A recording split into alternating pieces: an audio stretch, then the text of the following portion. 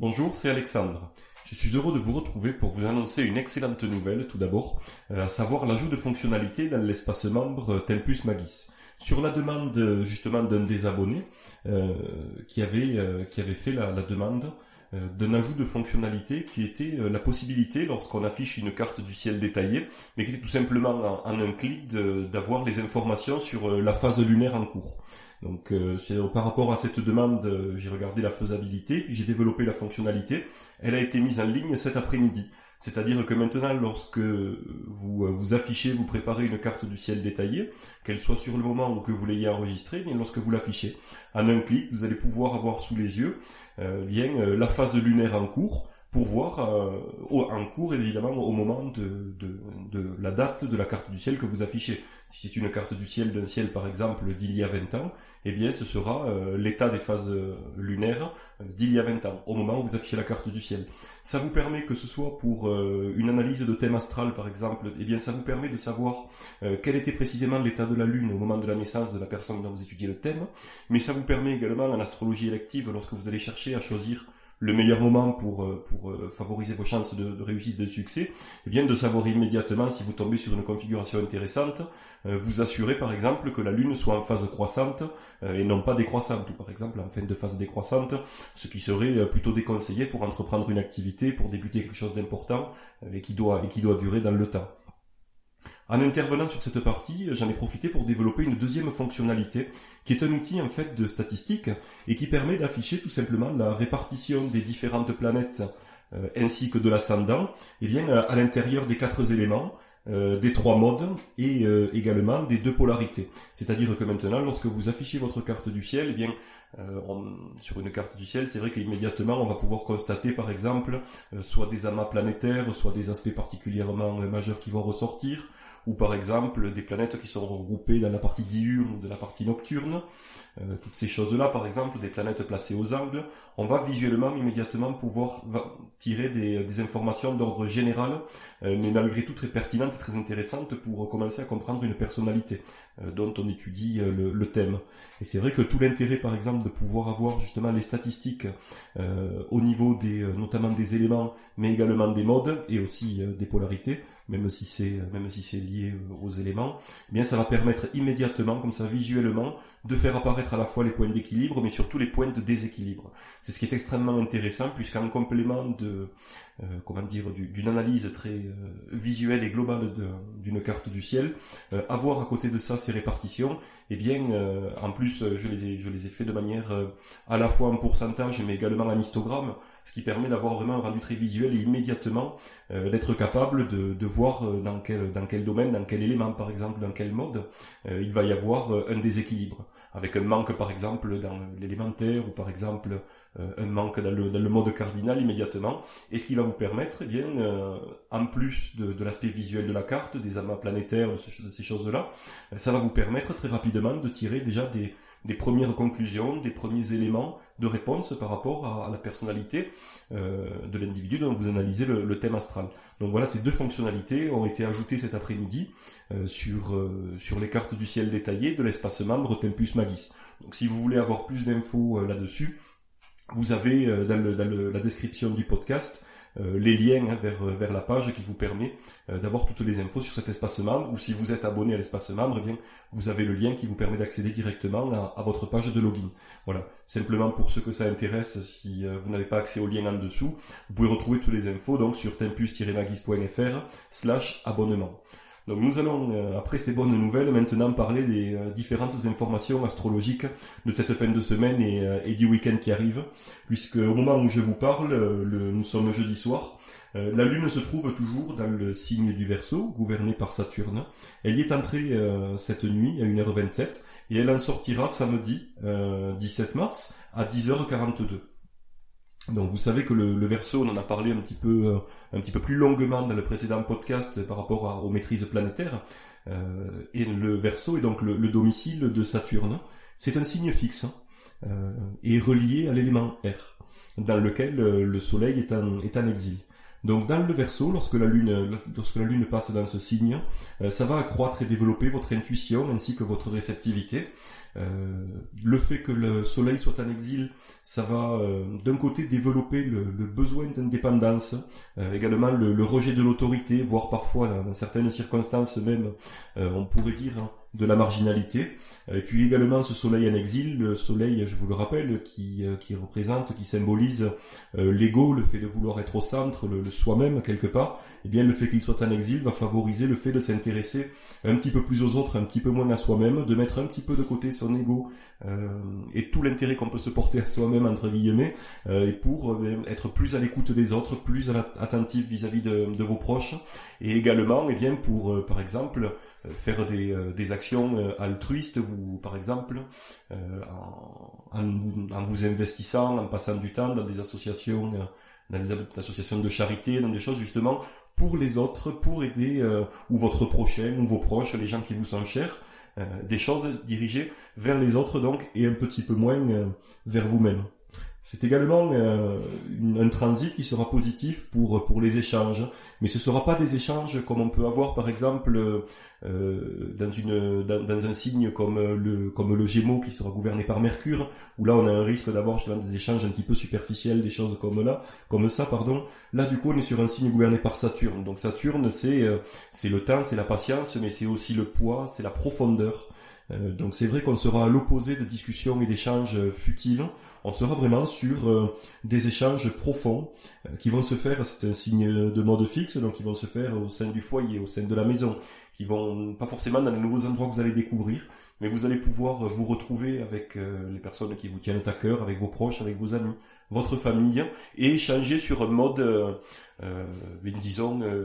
loin des futilités et très plus dans des choses sérieuses et profondes. Donc, pour caractériser ce transit, on peut dire à la fois le besoin de liberté et d'indépendance, l'altruisme qui est développé, mais aussi votre réceptivité qui est considérablement accrue. Donc c'est vrai que ça peut être intéressant, là par exemple avec Saturne qui gouverne, pour vous livrer à de la méditation, à de l'introspection, à toutes ces choses-là qui sont vraiment particulièrement favorisées par la planète Saturne. Au moment où je vous parle, on est jeudi en fin d'après-midi, et la Lune va commencer à appliquer un sextile à la planète Saturne, donc qui gouverne le signe du Verseau, à partir de 19h37 aujourd'hui jeudi. Donc cet aspect harmonique entre la Lune et Saturne sera très intéressant dans la mesure où il va apporter une stabilité émotionnelle, mais également, comme on l'a vu tout à l'heure, l'influence de Saturne sur le signe du Verseau, puisqu'il le gouverne, il en est maître, mais cet aspect harmonique, de la même manière avec la Lune, va apporter du poids et de la profondeur au niveau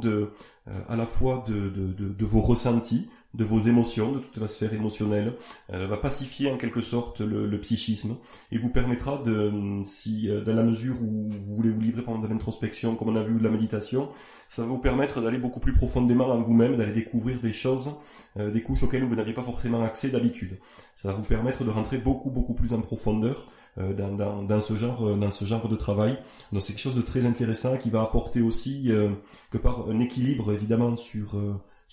la dimension émotionnelle, sur vos sentiments, mais aussi du sérieux. Donc c'est vraiment très intéressant d'avoir cet aspect harmonique au moment où la Lune transite un signe gouverné par Saturne. Dès demain, vendredi 16, à 11h du matin, ce sextile avec de la Lune à Saturne prendra fin. Ensuite, à 16h13, la Lune appliquera un trigone à Jupiter, qui est très favorable, dans la mesure où, comme vous le savez, les anciens astrologues d'ailleurs, et même les récents, les modernes, mais appellent Jupiter le grand bénéfique. Donc cet aspect harmonique à la Lune apportera de l'enthousiasme, de la gaieté, et de façon générale sera tout à fait favorable et positif pour vos entreprises. Dans la mesure où un aspect harmonique entre la Lune et Jupiter va apporter la chance, la réussite, le développement et l'expansion sur les activités que vous allez entreprendre. Un petit bémol, attention, je l'avais signalé sur le précédent podcast, mais il est important de le signaler à nouveau. On est vraiment sur la fin de la phase décroissante de la Lune, donc il ne sera pas vraiment intéressant d'envisager d'entreprendre des actions importantes, des actions à long terme, des choses qui vont vous demander de la ressource et de l'énergie, parce qu'on est vraiment sur la période la plus creuse et la plus basse du cycle lunaire, il sera vraiment préférable d'attendre après samedi, et même, puisqu'on le verra, certains aspects seront un petit peu dissonants à ce moment-là, même en début de semaine prochaine, pour vraiment passer à l'action. Donc là, sur un transit de la Lune en Verseau, avec en plus précédemment on l'a vu le sextile de Lune-Saturne, et enfin en plus de phase décroissante, c'est vraiment parfait, soit pour vous reposer, tout simplement, en faire un petit peu moins que d'habitude, soit vraiment pour la méditation et l'introspection. C'est vraiment très très favorable pour cela. Vendredi toujours, à partir de 17h59, la Lune va appliquer une conjonction au Soleil. Donc c'est le début de l'aspect qui donnera, lorsque l'aspect sera exact, c'est-à-dire que les deux planètes seront parfaitement alignées, vues de la Terre par un observateur terrestre, donc ça permettra à ce moment-là d'avoir la nouvelle Lune. Le lendemain matin, le samedi 17 à 8h27, en revanche, la Lune va appliquer un aspect dissonant à Mars, puisqu'elle va appliquer un carré à cette planète, et là qui sera déjà beaucoup plus délicat, dans la mesure où vous aurez de la friction entre l'action d'un côté et ce que vous ressentez de l'autre. Également le fait que la Lune symbolise les masses, les foules, les groupes de personnes, donc vous pourrez éventuellement vivre des conflits également avec les groupes de personnes, avec les foules. Alors sans aller chercher des choses trop compliquées comme ça, et il ne faut pas avoir peur évidemment des groupes de personnes et des foules, mais en revanche, si vous avez des actions à entreprendre vis-à-vis d'un auditoire, d'une clientèle par exemple, de personnes qui vous écoutent, de groupes de personnes tout simplement, eh bien il vaudra mieux vraiment éviter de les entreprendre lorsque la Lune fait un aspect dissonant comme ça avec Mars. Et ensuite, toujours samedi, à 10h42, la Lune sortira du signe du Verseau pour entrer dans le signe du Poisson. Donc simplement pour récapituler un petit peu, vous aurez un créneau favorable pour bénéficier de ce transit de la Lune en Verseau, de jeudi soir, donc à partir du moment où j'enregistre ce podcast, jusqu'à samedi matin à 8h27. Ensuite, à 10h42, donc, la Lune entrera dans le signe du Poisson, où là les influences seront différentes, dans la mesure où le Poisson est un signe mutable, gouverné par Jupiter, et c'est également un signe d'eau. Donc par rapport à ces points dont on vient de parler, on se rend compte que les influences seront extrêmement différentes. Quand je dis extrêmement différentes, c'est un petit peu sur le fond, sur la nature par exemple de la planète qui gouverne, puisque c'est un transit qui va également favoriser les activités, le développement par exemple psychique, mais qui va favoriser par exemple plus, si d'un côté on avait dans le Verseau la méditation, l'introspection, là on aura au contraire la réceptivité de ce qui vient de l'extérieur, et à ce moment-là, des activités plus favorables, comme par exemple la voyance, la médiumnité. C'est vraiment des choses qui sont très intéressantes, dans la mesure où également votre intuition sera vraiment développée par ce transit. Comme on l'a vu, donc c'est très favorable pour pratiquer des exercices de développement psychique, mais c'est également un signe dans lequel Vénus est en exaltation. Donc lors de ce transit, vous pourrez en profiter par exemple pour tout simplement vous faire plaisir, pour prendre du bon temps. En revanche, il faudra faire attention, comme chaque fois où la Lune transite un signe d'eau, à la susceptibilité que cela peut générer, et également au fait qu'en dehors que vous ayez vraiment cette sensibilité à fleur de peau, puisque la Lune transite un signe d'eau, les émotions sont vraiment, et les ressentis sont au centre du jeu là en l'occurrence, mais également un signe mutable, donc le côté indécision que cela va apporter, et qui peut même pousser, selon les circonstances et selon la configuration de votre thème de naissance, à vous rendre plus influençable que ce que vous auriez pu être d'habitude, d'autant plus que le sens de l'analyse, de la réflexion, de l'intelligence, qui est régi par Mercure, qui ici se trouve en exil. Donc on a tendance dans ce signe à être beaucoup plus dans le ressenti, dans l'intuition, dans la dimension émotionnelle à ce niveau-là, mais beaucoup moins dans l'aspect réflexion et analyse. D'où les dangers potentiels qui peuvent se présenter. C'est toujours bon de le savoir pour, par exemple, ne pas se décider pour quelque chose d'important lors d'un transit de la Lune en Poisson. Il sera préférable d'attendre peut-être le transit suivant en Bélier ou peut-être même en Taureau pour entreprendre quelque chose qui doit durer dans le temps. Donc, lorsque la Lune va entrer dans le signe du Poisson, toujours en zodiaque sidéral, à 10h42 samedi matin, elle sera donc conjointe au Soleil, évidemment, puisque quelques heures après l'aspect sera exact, on aura la nouvelle Lune, parce que la nouvelle Lune va se produire samedi. La Lune est en trigone à Jupiter, mais en revanche, elle a appliqué déjà, on en a parlé, un carré à Mars. Donc on a vu ensemble l'analyse. Le début de ce transit en Poisson n'est vraiment pas très réjouissant. d'autant plus que toujours samedi à 22 heures, le trigone entre la Lune et Jupiter prendra fin. Donc à ce moment-là, on se retrouvera avec uniquement des aspects dissonants ou qui vont apporter des difficultés, puisque le dimanche 18 à minuit 30, donc de la nuit de samedi à dimanche à minuit 30, la Lune va en plus appliquer un carré à Saturne, dit pour le coup le grand maléfique, toujours pareil par les anciens, ce qui est quelque chose qui va apporter typiquement de la frustration au niveau émotionnel, de l'insatisfaction, une émotivité qui sera vraiment gênante. On aura vraiment la friction entre d'un côté l'émotion, les ressentis, et de l'autre côté la froideur, le sérieux,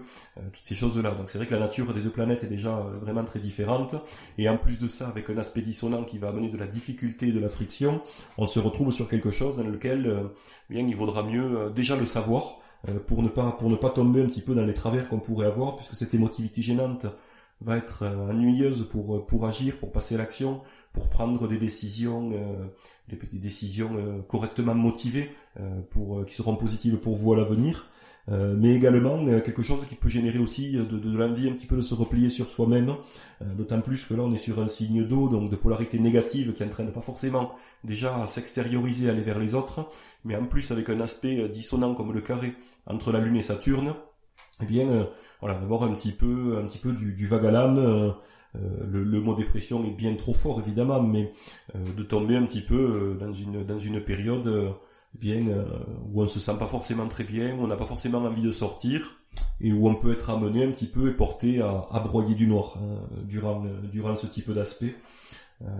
Ensuite, il y a tout un tas d'aspects qui vont se produire, notamment des conjonctions entre la Lune et Mercure. Ce qui est important de retenir, c'est que le dimanche 18, le carré entre la Lune et Saturne prendra fin à 22h26. Donc à partir de ce moment-là, eh bien vous pourrez bénéficier d'une accalmie et profiter des influences positives de la Lune dans le signe du Poisson. Donc à partir de dimanche 18 à 22h26. Le lendemain, le lundi 19, à 13h46, la Lune appliquera en plus un aspect harmonique cette fois-ci à la planète Mars. Donc là qui va être tout à fait intéressant, puisque lorsque la planète Mars fait un sextile ou un trigone avec la Lune, eh bien votre imagination va être mise au service de vos actions. Votre intuition va vous aider, va soutenir vos actions, va soutenir vos démarches, va soutenir également vos prises de décision. Vous vous sentirez quelque part en accord entre ce que vous ressentez à l'intérieur de vous et les actions que vous menez à l'extérieur. D'autant plus que la Lune, en plus de ça, comme on l'a vu, représente les groupes de personnes et les foules. Donc lorsqu'on avait un aspect dissonant, il vaudra mieux éviter de mener des actions vis-à-vis de groupes de personnes, que ce soit une clientèle, un auditoire, un public. Mais lorsqu'on a un aspect harmonique entre la Lune et Mars, là au contraire, ce sera très intéressant pour mener des actions. Ces actions vis-à-vis de groupes de personnes seront soutenues par cet aspect. Ensuite, toujours lundi 19, à 17h12, la conjonction entre la Lune et Mercure et la Lune et Vénus prendra fin, et au même moment, donc lundi 19 à 17h12, la Lune sortira du signe du Poisson pour entrer dans le signe du Bélier. Donc pour résumer, vous pourrez bénéficier d'influences intéressantes et positives lors de ce transit de la Lune en Poisson, du dimanche à 22h26 jusqu'au lundi à 17h12, au moment où la Lune entrera dans le prochain transit, dans le signe du Bélier, toujours en zodiaque sidéral bien sûr. On va maintenant revenir sur la nouvelle Lune qui se produira samedi 17. L'aspect exact, c'est-à-dire la conjonction entre la Lune et le Soleil, se produira aux alentours des 14h. C'est-à-dire qu'à ce moment-là, pour un observateur terrestre, et s'il était possible de le voir, puisqu'à 14h il fera jour, on ne verra pas la Lune, mais à ce moment-là, pour un observateur terrestre, effectivement, les astres seraient alignés. C'est pour cette raison d'ailleurs que typiquement, lorsqu'il y a un véritable alignement, qu'on a à la fois une conjonction Lune-Soleil et nœud lunaire, à ce moment-là, c'est ce qu'on appelle tout simplement une éclipse de Soleil, puisque la Lune va se mettre entre le Soleil et la Terre de façon parfaitement alignée lorsque, évidemment, on est conjoint au nœud lunaire, donc on se situe sur le plan de l'écliptique, et à ce moment-là, ce qui se passe, c'est que on obtient une éclipse de Soleil. Donc lorsque la nouvelle Lune arrive, elle arrive à l'issue de la phase décroissante, c'est-à-dire que c'est le moment où les énergies arrivent au plus bas, c'est la fin d'un cycle, mais c'est également le renouveau, c'est-à-dire qu'à partir du moment où la Lune va appliquer l'aspect exact, aux alentours des 14 heures samedi, la Lune va entrer par la suite en phase croissante. Et c'est très intéressant puisque effectivement la nouvelle Lune est synonyme donc de création, de nouveauté, mais également de renouveau. Pour tout ce qui va être, dès que vous avez une action, quelque chose qui va nécessiter d'être soutenu dans le temps, qui va nécessiter un apport d'énergie, qui va nécessiter un investissement sur le long terme, vous aurez tout à gagner à la lancer dans les premiers jours qui suivent la nouvelle lune, au tout début de la phase croissante, puisqu'en quelque sorte vous bénéficierez de l'élan de cette phase croissante. Alors c'est intéressant lorsqu'on parle des phases de la Lune, qu'il s'agisse de la nouvelle Lune comme ici, mais également de la pleine Lune, qui elle est une opposition, un aspect dissonant entre la Lune et le Soleil, entre les deux luminaires, que ce soit l'un ou l'autre, on a coutume d'en parler et de dire que effectivement ce sont des influences qui sont générales, que tout le monde reçoit, mais que chaque personne va vivre en fonction des moments de sa vie de façon différente. Vous avez des personnes qui vont être réceptives, que ce soit les transits de la Lune, mais aux aspects importants, majeurs de la Lune, comme la nouvelle Lune ou la pleine Lune, qui vont y être sensibles en permanence, et d'autres personnes qui vont les ressentir de façon plus épisodique dans leur vie. À un moment donné, ils vont vraiment sentir une influence forte, et quelques semaines après, quelques mois après, ils le ressentiront de façon beaucoup moins forte. Il faut savoir que effectivement,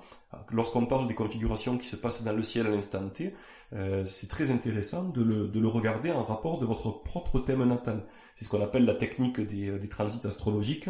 Là-dessus, si vous n'avez pas vu, j'ai écrit un article sur mon site alexandrejohan.com. Vous avez une petite rubrique article et vous verrez, il y a un article là-dessus sur les transits qui explique justement cette technique, qui explique le pourquoi du comment est-ce qu'on s'en sert et comment est-ce qu'on peut en tirer parti surtout.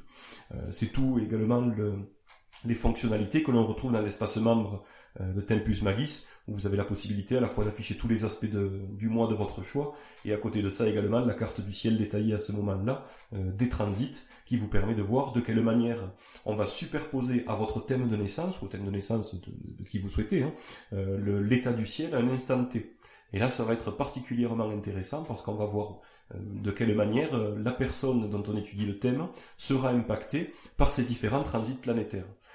Donc effectivement, pourquoi est-ce qu'une personne à un moment donné peut être impactée plus qu'une autre par une nouvelle lune ou une pleine lune? Eh bien c'est parce que par exemple, cette configuration va se produire lorsqu'on la superpose à son thème de naissance à un endroit important. Par exemple, ça va se produire à un angle du thème, par exemple, au niveau de l'ascendant, du descendant, du milieu du ciel ou du fond du ciel. Ça va pouvoir, par exemple, faire un aspect majeur avec l'une des planètes importantes, une planète personnelle, par exemple. Si vous avez à ce moment-là une conjonction avec une nouvelle lune et une conjonction, par exemple, avec votre soleil natal, avec votre lune natale, ou même un sextile ou un trigone, un aspect harmonique, c'est quelque chose qui va vous toucher beaucoup plus fortement que si il ne se passe rien, entre guillemets, il n'y a aucune interaction entre la nouvelle lune à un moment donné et votre thème de naissance, si on ne peut pas dégager d'aspect majeur, par exemple. On a le cas également des aspects, mais aussi des moments où la lune va transiter les pointes des maisons, les cuspides des maisons. À ce moment-là aussi, le domaine régi par la maison va entrer en résonance de manière beaucoup plus forte. Par exemple, si vous avez, une nouvelle lune qui se produit par exemple en transitant la cuspide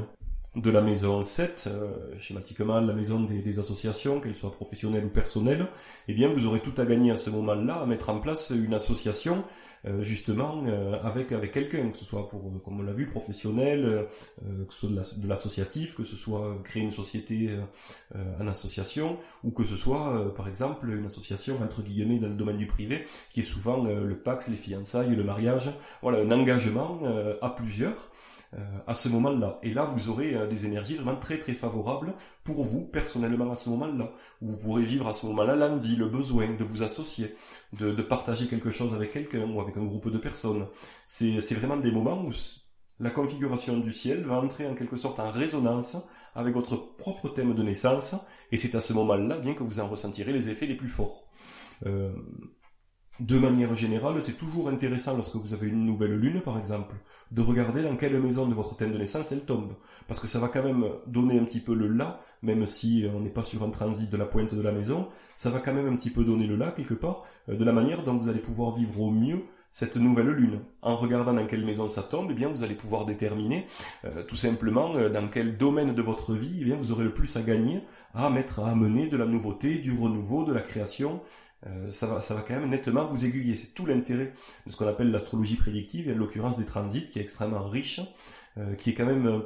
un peu impressionnante, parce que lorsqu'on a une carte du ciel, déjà, ça peut des fois faire peur. Donc lorsqu'on en superpose deux, ça peut être un petit peu inquiétant, mais en réalité, quand on décompose les choses et qu'ensuite on les assemble pour avoir une vue globale, on se rend compte que c'est pas si difficile que ça, qu'on prend très rapidement l'habitude de le faire, et que les notions à maîtriser ne sont pas si importantes au final. Par contre, il y a vraiment une possibilité de gagner en confort de vie derrière, en facilité de vie, dans la mesure où on a la possibilité d'aligner les actions, toutes nos actions, notre agenda, un peu sur le courant astral en quelque sorte. Et du coup, on nage dans le sens du courant, et puis si vous savez nager, vous savez à quel point, si vous avez déjà nagé en rivière par exemple, ou même à la mer, vous savez à quel point c'est quand même plus facile de nager dans le sens du courant, il n'y a pas grand chose à faire et on avance, que de nager contre le sens du courant. Là on rame, et au mieux on atteint l'autre rive en galérant un petit peu, au pire on coule. Donc vraiment les transits peuvent vraiment vous aider, c'est un outil fabuleux pour ça, pour vous aider à avancer dans le sens du courant astral. Donc ce point est intéressant, simplement aussi pour revenir sur les personnes qui sont très sensibles de manière générale aux différents transits lunaires ou a fortiori les transits importants entre les luminaires comme la nouvelle lune ou la pleine lune. Ce sont des personnes souvent pour qui la lune a une force très importante dans le thème de naissance. Donc vous savez que dans un thème de naissance, la lune est très importante, puisqu'on a les 4 éléments vraiment les plus importants, même si évidemment ils ne sont pas les seuls à regarder, mais c'est le soleil, la lune, l'ascendant évidemment, puis le maître d'ascendant, et voir déjà comment ces 4 éléments, ces 4 points interagissent entre eux et avec les autres planètes. On commence déjà, et puis avec les maisons évidemment, on commence déjà à dégager des traits de personnalité très significatifs et très importants de la personne. Donc c'est pour cette raison que lorsque vous avez une lune qui est très forte dans votre thème de naissance, soit parce qu'elle reçoit énormément d'aspects, parce que elle se trouve en domicile dans le Cancer, en exaltation par exemple dans le Taureau, soit parce qu'elle se trouve sur un angle de votre thème, à l'ascendant, au milieu du ciel par exemple, ou un ensemble de facteurs comme ça. Imaginez qu'elle se trouve par exemple en domicile, qu'elle reçoive plusieurs aspects de Vénus, de Jupiter, de Mercure, qu'à côté de ça en plus elle soit située à un angle, eh bien vous vous représentez bien, vous avez une lune qui est très importante. Ou vous avez la possibilité aussi, si c'est pas la lune directement, lorsque le signe du Cancer, qui est le domicile de la lune, via les maîtrises planétaires, mais lorsque le signe du Cancer est très important, par exemple un amas planétaire dans le signe du Cancer, et bien là, son maître, la lune, sera extrêmement fort. Ce sera une planète très puissante, une planète dominante du thème, et à ce moment-là, effectivement, vous serez très très sensible à tous les transits de cette planète. Donc voilà, c'est intéressant de le savoir aussi. Si la lune est forte dans votre thème de naissance, eh bien, vous avez toutes les raisons d'être extrêmement sensible aux différents transits lunaires et aux différents aspects de la lune, y compris, bien évidemment, des nouvelles lunes et des pleines lunes. Donc voilà pour ces explications, c'est très intéressant de revenir dessus, parce que ça permet vraiment de voir de quelle manière à la fois on peut tirer profit de ces informations astrologiques générales qui nous touchent et qui nous influencent à tous, et à toutes bien évidemment, mais également de la manière dont on peut, pour pousser un petit peu plus loin le curseur, tout simplement les personnaliser de manière à savoir de quelle façon précisément vous allez être affecté par ces différents éléments, et surtout de quelle manière eh bien, vous allez pouvoir en tirer profit pour adapter vos actions, votre emploi du temps et votre agenda sur ces différents événements et sur la manière dont vous percevez et dont vous pouvez analyser que vous allez les vivre. Donc voilà tout l'intérêt de l'astrologie prédictive et même en complément de l'astrologie élective qui, elle, va vous aider encore plus à choisir le bon moment pour agir et pour faire mener les différentes actions que vous désirez, que vous souhaitez. Donc c'est vrai que quand, par exemple, on va chercher la date idéale pour lancer une nouvelle entreprise, par exemple, pour des choses vraiment importantes, un mariage, pour construire une maison ou un immeuble, eh bien, ça va être intéressant à la fois de travailler en astrologie élective pour trouver le moment le plus intéressant, sachant qu'un thème électif, un thème d'astrologie élective est de toute façon relié au thème natal, bien évidemment, mais en plus de ça, bien vérifier que les transits planétaires au moment au moment que l'on a sélectionné avec l'astrologie élective, bien que les transits des protagonistes s'y prêtent aussi, de ne pas avoir par exemple un soleil qui soit